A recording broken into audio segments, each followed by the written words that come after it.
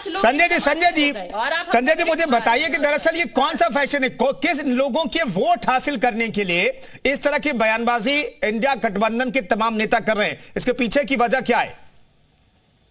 देखिए, इसके पीछे की एक ही वजह है कि वोट लेने के लिए आडंबर को, राम इनकी खली है क्या? राम सबके हैं। केवल जाति की बात करना और जब सत्ता मिल जाए तो केवल परिवार का विकास करना, यही केवल इस विरोध के गठबंधन का मर्म है। ये केवल जाति के आवरण में छुपते हैं और उसके बाद परिवार के विकास की बात करते हैं। जब सत्ता आती है ना, तो इनके जो नेता हैं, वो चाहे लालू यादव हो, चाहे वो मुलायम सिंह यादव हो, वो अपनी जाति वालों को बिल्कुल नहीं पूछते हैं, उनको दिया करते हैं। अभी भी हेमंत सोरेन की बात हो रही, वो अपनी पत्नी को बनाने की बात करते हैं। तो जो जाति की बात करने वाले, परिवार की राजनीति करने वाले, ऐसे ही लोगों को जाति के आधार पर चलते हैं। लेकिन राम मंदिर का जब निर्माण होगा तो उस निर्माण से सबको सब कुछ मिलेगा। जैसे बनारस में विकास की रफ्तार तेजी से बढ़ रही है, उसमें कोई भी व्यक्ति हो, सामान्य काम करने वाला हो या बड़ा काम करने वाला। Priyanka ji nonstop please, Priyanka ji nonstop मत बोलिए, आपको बोलने का मौका दिया हमने, संजय जी को सुन रहे हैं। प्रियंका जी नॉन स्टॉप मत बोलिए प्लीज।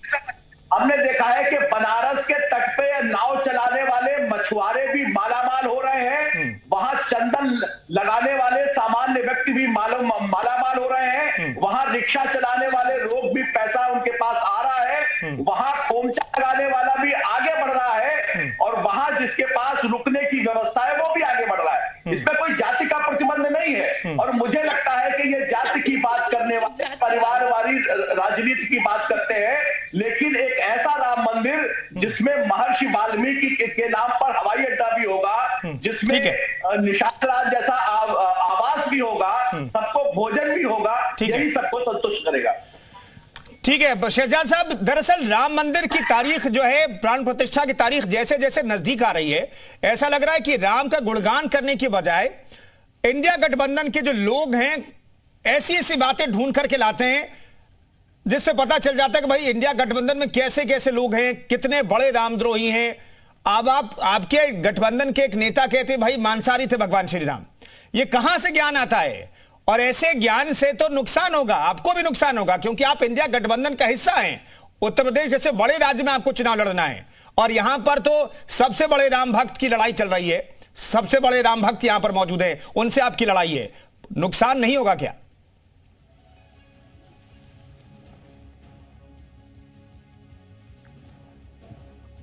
शहजाद साहब। अच्छा, मुझसे सवाल किया आपने? जी जी शहजाद साहब।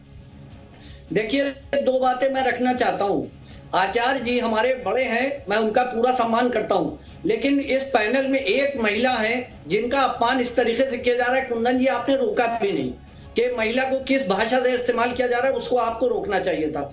दूसरी चीज ये है कि जो अभी शहजाद साहब किसी का अपमान नहीं हुआ है, ठीक है। प्रियंका जी ने भी आचार्य जी को लेकर के उनकी जाति पूछी, ये सही नहीं है। मैंने रोका, दोनों तरफ से रोका, अगर कहीं गलती हो गई तो मैं उसके लिए पहले से माफी मांगता हूं। लेकिन शहजाद अब्बास, जो कहा जा रहा है, जो एक्सेप्टेबल है, वो बात कही जा रही है, ठीक है। कि क्या बनारस के अंदर और अयोध्या के अंदर दो जगह रोजगार आ जाएगा, बाकी जो सिटीज है उनके लोग क्या करेंगे? वो क्या वहां जाए बनारस में? उनके लिए आपने क्या व्यवस्था की है, वो बताइए आप हमको। नहीं तो क्या राम मंदिर नहीं बनना चाहिए? नहीं अब्बास साहब, यही तो सवाल है, यही तो सवाल है कि जो तेजस्वी कह रहे हैं कि भाई राम मंदिर क्यों बना रहे हो, इस पे इतना पैसे खर्च क्यों कर रहे हो, यही तो सवाल है। नहीं, बात यह है कि रोजगार आ रहा है, अच्छी बात है, लेकिन रोजगार दिखे तो, जिस तरीके से विकास नहीं दिख रहा है वैसे रोजगार नहीं दिख रहा है। विकास कहां है, आप हमको बताइए, विकास किस जगह है? बनारस के अंदर क्या हालात है आपको मालूम होगा। बरसात में किस तरीके से पानी भर गया था वो देखा होगा आपने, हर जगह पे पानी भरा हुआ था। स्मार्ट सिटी की बात कर रहे हैं, लखनऊ राजधानी, उत्तर प्रदेश की राजधानी लखनऊ के अंदर क्या हाल है आप बताइए। कानून व्यवस्था का क्या हाल है? हर 2 मिनट 4 मिनट पे एक महिला का अपमान किया जाता है, बलात्कार हो रहा है, हत्याएं हो रही है, डकैती हो रही है। जौनपुर के कब्र को भी मार दिया गया, वो क्या है? सब सवाल बड़े हैं, सवाल अधूरे। बनारस के अंदर अगर मल्ला को फायदा हो रहा है तो मल्ला को हो रहा है, अच्छी बात है, हो रहा है, लेकिन और जगह पे क्या होगा? सीतापुर में क्या होगा? गाजियाबाद में क्या होगा? रामपुर में क्या होगा? बरेली में क्या होगा? संजय जी जवाब दीजिए, संजय जी जवाब दीजिए। रोजगार संजय जी, आप लोग कहते हैं बनारस की तस्वीर पूरी तरीके से बदल गई है, सरकार क्या कर रही है? समाजवादी पार्टी को बदली हुई तस्वीर क्यों नहीं दिखती है? संजय जी देखिए शहजाद भाई, आप बताइए, पिछले साल, एक साल की मैं गारंटी लेता हूं, क्या बनारस के अंदर बाढ़ आई? बनारस के अंदर वाटर लॉगिंग हुई? नहीं हुई। आपके समय में उत्तर प्रदेश में एक शहर में केवल 7 चलती थी, और आज पूरे उत्तर प्रदेश में 5 जगह, अरे 5, 1, 2, 3, 4, 5 जगह चल रही है। ये आपको दिखाई नहीं दे रहा? आपके समय में उत्तर प्रदेश में 2000 एमबीबीएस की सीट थी, आज उत्तर प्रदेश में 8,000 एमबीबीएस की सीट है। ये बताता है कि मेडिकल कॉलेज बने। आपने देखा होगा कि 10 करोड़वीं महिला को मोदी जी ने जाकर बधाई दी कि उसके पास जो फ्री का गैस सिलेंडर है वो पहुंच रहा है, तो गैस पहुंच रही है, उनके पास स्वास्थ्य का आयुष्मान कार्ड पहुंच रहा है, उनके पास बिजली पहुंच रही है, उनके घर तक नल पहुंच रहा है, नल में जल पहुंच रहा है, बेहतर रोड बन रही है, और आपसे बेहतर लॉ एंड ऑर्डर करके दिखाया है। मुझे लगता है राम मंदिर के निर्माण से आप लोगों के पेट में दर्द होता है, और इसीलिए राम मंदिर के निर्माण के विरोध के लिए तर्क बनते हैं। हमारी संस्कृति में कहा गया है कि जाके प्रिय न राम वैसे ही तजियो ताही कोटि बैरी सब जगजग परे मसले ही। तो जो राम का विरोध करेगा उसे हम स्वीकार नहीं करेंगे, हम विकास भी करेंगे और मंदिर भी बनाकर दिखाएंगे। शैलेश जी, आचार्य शैलेश, ये जितेंद्र आव्हाड के जो दिव्य ज्ञान है, जो पता नहीं वहां कैसे उन्हें हासिल हुआ, इसके बारे में कुछ कहना चाहेंगे आप? और ऐसे बयानों से क्या पॉलिटिकल नुकसान जो है न सिर्फ एनसीपी को होने वाला है बल्कि पूरे इंडिया गठबंधन को होने वाला है? एक आचार्य होने के नाते मैं ये सवाल पूछ रहा हूं आपसे।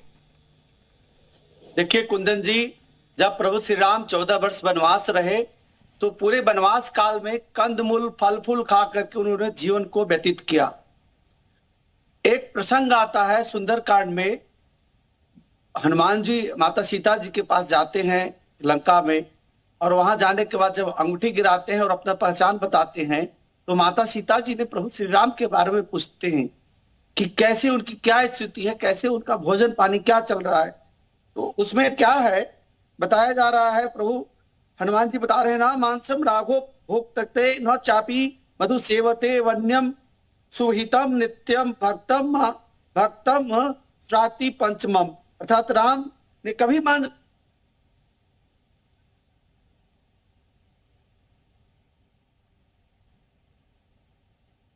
चलिए, आचार्य शैलेश जी से ऐसा लगता है कि संपर्क टूट गया है, उनसे हम बात करने की। शैलेश जी कहिए, अब आपकी आवाज आ गई, कहिए। 14 वर्ष तक जब प्रभु श्री राम वनवास रहे हैं तो उन्होंने अन्न का भी त्याग किया है, वह सिर्फ कंदमूल फल फूल खा करके 14 वर्ष को व्यतीत किया है। और लक्ष्मण जी तो 14 वर्ष तक सोए भी नहीं हैं। और भगवान श्री राम भगवान विष्णु के 7वें अवतार हैं। भगवान विष्णु जो है वह पालक हैं, इस चराचर जगत के पालक हैं, और जितने भी पशु पक्षी जीव जंतु हैं सब प्रभु श्री राम के संतान हैं। क्या श्री राम मांसाहारी हो सकते हैं? ऐसे मूर्ख व्यक्ति जो भगवान के खिलाफ बोल करके अपना नाम चमकाना जानता है, ऐसे लोगों को जनता आने वाले चुनाव में निश्चित तौर पर जवाब देगी। और शरद पवार की लुटिया तो ऐसे ही डूब चुकी है।